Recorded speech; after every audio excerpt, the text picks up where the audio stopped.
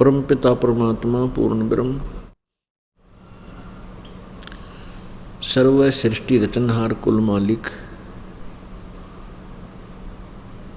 ये वो परमात्मा है जो बनारस में काशी शहर भारतवर्ष की पवित्र भूमि पर सन 1398 में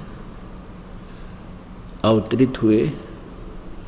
काशी शहर के अंदर एक लहर तारा नामक तालाब है। उस जलाशय में कमल के फूल विकसित थे। परमात्मा ने नवजात शिशु का रूप धारण किया, वहाँ कमल के फूल पर विराजमान हुए।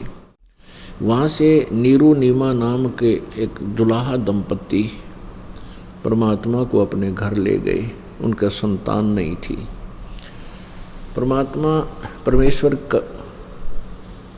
ने जुल्हे का कार्य प्रारंभ किया जब बड़े हुए, और साथ में एक तत्वदर्शी संत की भूमिका भी की। ये वो परमात्मा हैं जिनके विषय में वेदों में कबीर देव और कुरान शरीफ में अल्लाहु अकबर, अल्लाह कबीर नाम से कहा गया है। उस परमेश्वर ने स्वयं आकर के, वो परमात्मा प्रत्येक युग में आता है और प्रत्येक युग में आकर के अपने एक विशेष नाम से यहाँ सुप्रसिद्ध होते हैं। और वो अपनी महिमा आप ही बताते हैं, क्योंकि परमेश्वर के विषय में इस काल लोक के व्यक्ति बिल्कुल परिचित नहीं है। वो क्योंकि काल भगवान ने सभी को मिसगाइड करवा रखा है, गलत ज्ञान से परिपूर्ण कर रखा है। इस अज्ञान को हटाने के लिए, ज्ञान प्रचार करने के लिए परमेश्वर को स्वयं ही यहाँ प्रकट होना पड़ता है। लेकिन अपने वायदे अनुसार वो परमात्मा यहाँ छुपे रहते हैं और काल के द्वारा फैलाए गए अज्ञान के आधार से हम परमात्मा को पहचान नहीं पाते। कल आपने वेदों के अंदर देखा, आपके रूबरू कराए गए पवित्र सदग्रंथ आप जी ने अपनी आंखों से देखा प्रोजेक्टर के ऊपर कि पूर्ण परमेश्वर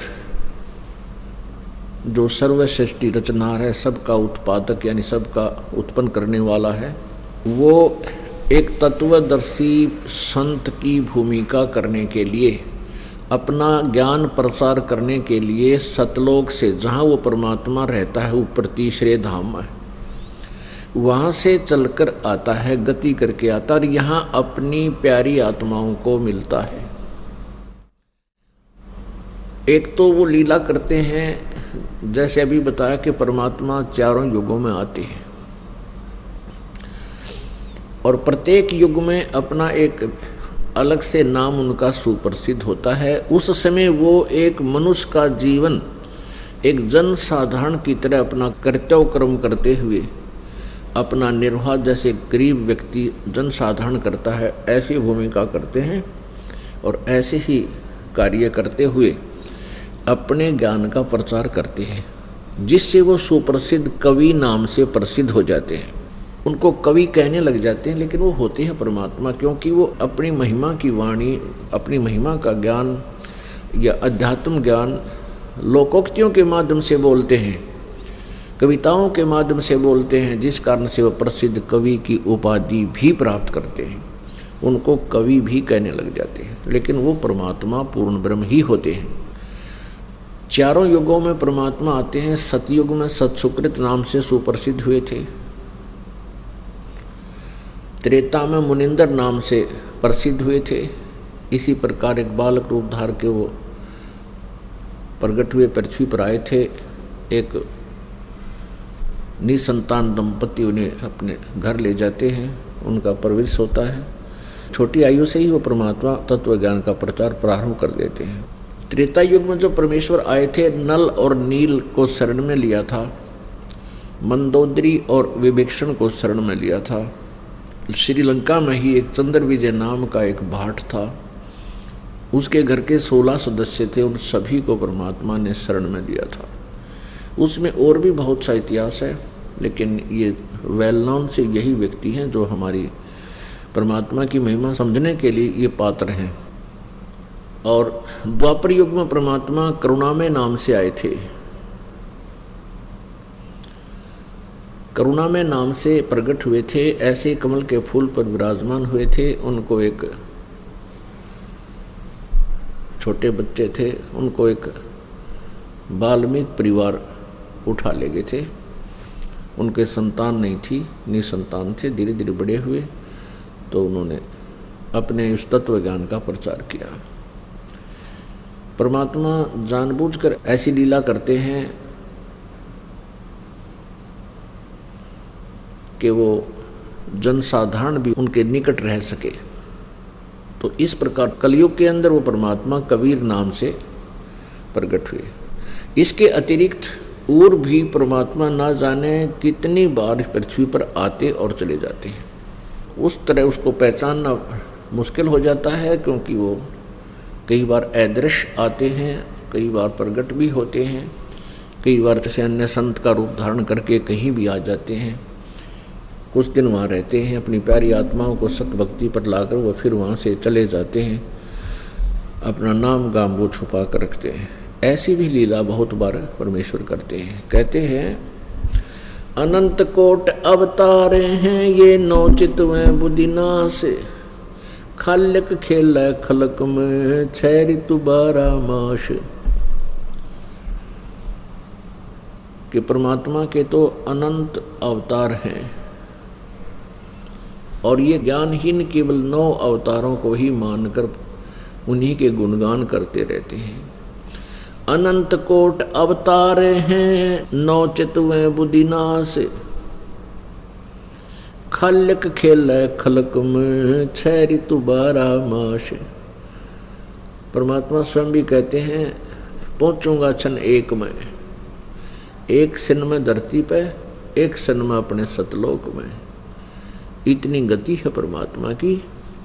इस प्रकार हम उस परमात्मा को ना पहचान पा रहे हैं, क्योंकि हम अज्ञान से परिपूर्ण कर दिए गए हैं। और जब वो परमात्मा स्वयं आते हैं तब हम अज्ञान आधार से उसको नहीं पहचान पाते, क्योंकि हमारे को इन सभी अज्ञानी ऋषियों ने, महर्षियों ने, मंडलेश्वरों ने परमात्मा को निराकार बता रखा है, जबकि परमात्मा साकार है। मनुष्य सदृश उसका शरीर है, शरीर है, मनुष्य जैसा शरीर है। इतना अंतर है कि हमारा जो शरीर है सतलोक के अंदर जो मानव है, वहाँ भी मानव है, उनको हंस बोलते हैं। ऐसा ही आकार है जैसा आपका हमारा यहाँ पर है, ऐसे ही वहाँ पर सृष्टि है सतलोक के अंदर।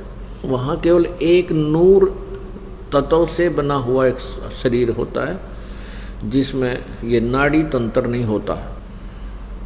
और परमात्मा का भी ऐसा शरीर होता है।